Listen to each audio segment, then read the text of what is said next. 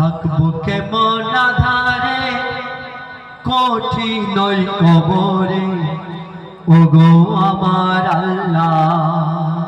থাকবো কেমন আধারে কঠিন ওই কবরে, ওগো আমার আল্লাহ। ও যাহার নাই দরজা নাই জানালা গো,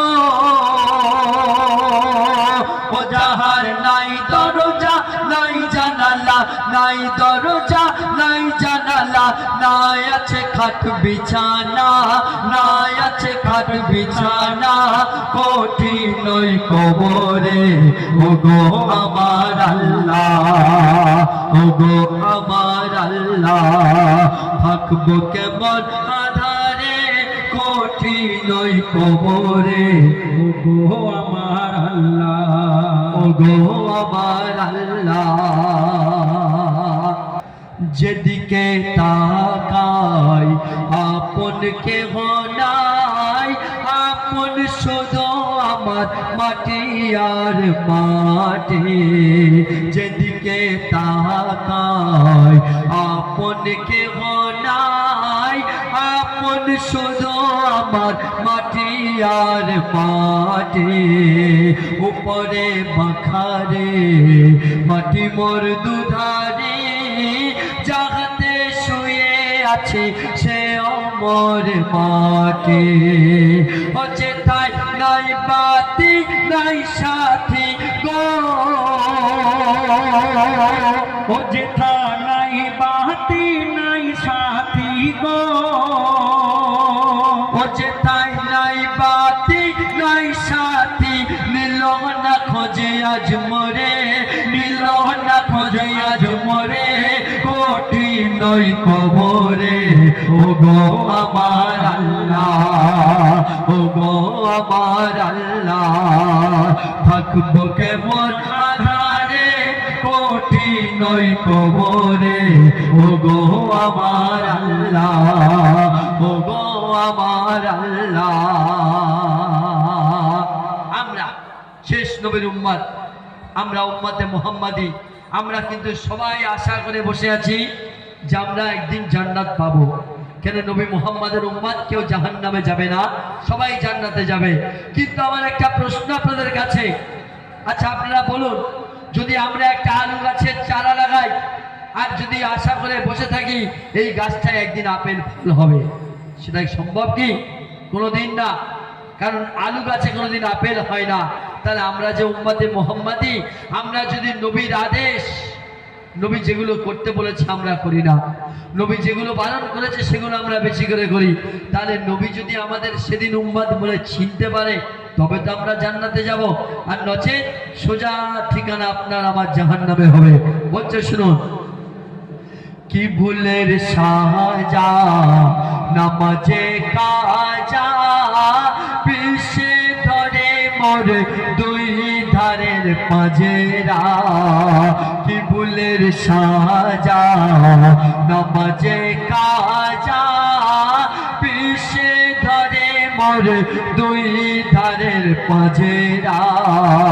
পারিনি বলিতে সওয়ালের জবাবেতে, লোহার দ্বন্দ্ব মেরে করে দেয় ঝাঁঝেরা। ও আমার পায়ে বেড়ি হাতে শিকল গো,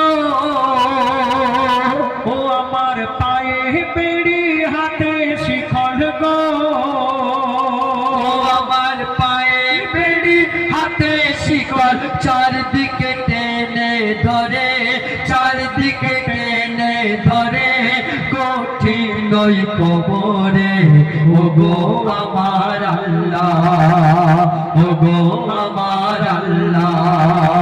থাকবো কেমন আধারে কঠিন ওই কবরে, ওগো আমার আল্লাহ, ওগো আমার আল্লাহ।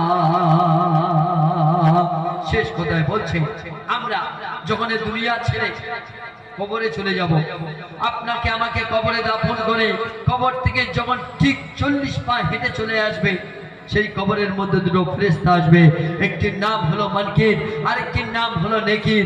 এই মানকির নেকির এসে মাইয়াতকে প্রশ্ন করবে, বলো মান রব্বুকা মান দীনুকা মান নবিয়ুকা, অর্থাৎ রব তোমার কে, দিন তোমার কি, আর নবী তোমার কে। যদি আমাদের মধ্যে ভালো আমল থাকে তবে সেই প্রশ্নের উত্তর দিতে পারবো, আর উত্তর যদি না দিতে পারি তাহলে সেই কবর থেকে শাস্তি আরম্ভ হয়ে যাবে, কিয়ামত পর্যন্ত শাস্তি হতে থাকবে। হচ্ছে শুনুন, কি বিষের জ্বালা ও খোদা তাআলা, ছোবল মারে যে সাপ আমায় বারে বার। কি বিষের জ্বালা ও খোদা তাআলা, ছোবল মারে যে সাপ আমায় বারে বার। আর সে সাপের কামড়ে কত যায় গভীরে, টেনে তোলে সে সাপ ছোবলে তাহার। তখন দোজখের আগুন ভেসে আসে গো, দোজখের আগুন ভেসে আসে গো, দোজখের আগুন ভেসে আসে, কত সাপ পিছে আসে তেরে, কত সাপ পিছে আসে তেরে। কঠিন ওই কবরে ও গো আমার আল্লাহ, ও গো আমার আল্লাহ, থাকবো কেমন আধারে, কঠিন ওই কবরে ও গো আমার আল্লাহ। কাঁদে তাই আঝারে জানাই তোমার দ্বারে, ও গো আমার আল্লাহ। ও জাগার নাই দরজা নাই জানালা গো, যার নাই দরজা নাই জানালা গো, ও জাগার নাই দরজা নাই জানালা, নাই আছে ঘাট বিছানা, নাই আছে ঘাট বিছানা। কঠিন ওই কবরে ও গো আমার আল্লাহ, ও গো